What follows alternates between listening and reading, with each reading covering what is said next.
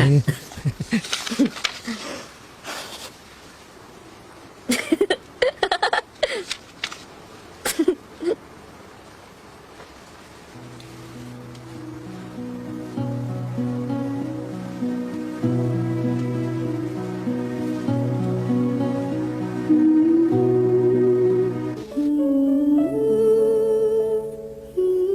ងថាក្តីស្រមៃរបស់បងពីទៅជាអ្វីទេ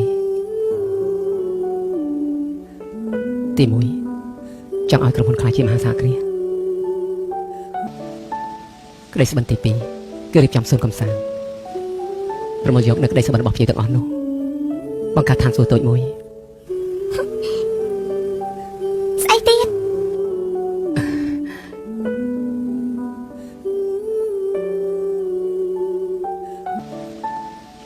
ក្តីសុបិនចុងក្រោយ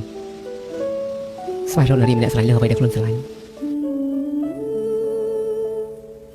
បើសិនជាសុបិនចុងក្រោយបានសម្រេចក្តីសុបិនផ្ទៃទៀតដែលមានបងសុខចិត្តបោះបង់ចោល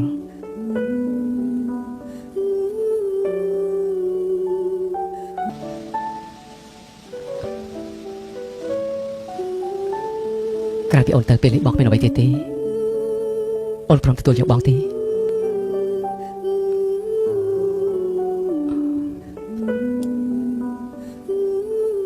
ជីកស៊ូបងមិនលែងអូនจะដាច់ខាត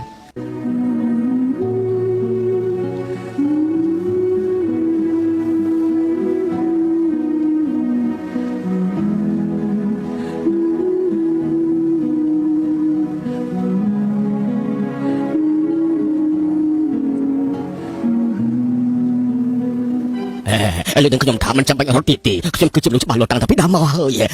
អញ្ចឹងមិនដឹងទេចាំខ្ញុំគិតថាលេងមុនហើយណាអង្គុយចាំមកហើយយ៉ាងម៉េចនឹងហើយយ៉ាងម៉េចឯណាប្រាក់ដើមណែខ្ញុំសងអស់ហើយតាឯងស្គាល់ចង់ការប្រាក់ទេលុយប៉ុណ្ណឹងការវាមិនគ្រប់ផងម្យ៉ាងទៀតឯងខ្ជិលយើងយូរយ៉ាងនេះគួរតែឲ្យការប្រាក់យើងហើយពួកឯងនេះសាហាវជាងចោលព្រៃទៅទៀតទៅមិនអញ្ចឹងទៅដើមវាក៏មិនអាកសម្រាប់យើងចោលត្បូងទៅហើយបើយើងសម្រាប់ឯងចោលនោះតែយើងទៅយកលុយពីណាយើងមិនភ្លឺហើយទេយើងទុកពេលឲ្យឯងប្រហែលថ្ងៃទៀតចុះ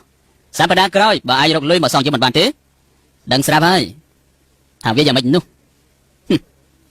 ប្រយ័ត្នខ្លួនហើយមកហើយមិនក៏ខ្ញុំមកភ័ព្វខ្លាំងម្លេះលោកអើយលោកអើយស្អីគេមានមនុស្សឲ្យខ្ញុំយកមកជូនលោកបន្ទប់31ដុស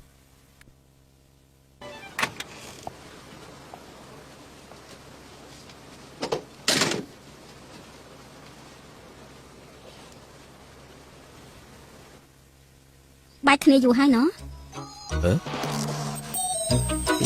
យល់សពទៀតអីមកធ្វើរងទៀតវ៉ាអត់មានរឿងអីហ្នឹងវ៉ានៅខ្ញុំគេមិនលក់អីបើចូលជាបធម្មតាទេឥឡូវលុយមែនទេណាមើលចង់ឲ្យបងកំដរអូនឯមិនហ្នឹងឯបានតើអត់យូរបញ្ជូរមាត់នេះមានរឿងអីថៃវ៉ាខ្ញុំចង់បានគំនូររបស់គេគំនូររឿងគំនូរឈប់រំលឹកទៀតទៅឲ្យតែនឹកឃើញដល់គំនូរចង្រៃទាំងនោះយើងចង់ទៅលក់ដូរទីផ្សារងងឹតវាប្រកាសជាជួបបញ្ហាច្រើនហើយតែបើយកគំនូរទៅលក់ឲ្យអ្នកដែលស្នេហាគំនូរនោះវាអត់បញ្ហាអីទេហើយយើងមានគេពឹងពាក់យើងពីរឿងរបស់ថេវ៉ានេះណាមិនក៏គេដឹងពីរឿងរបស់ថេវ៉ាឲ្យតែថេវ៉ាព្រមគូគំនូរច្រើនសន្លឹកទៀតនោះ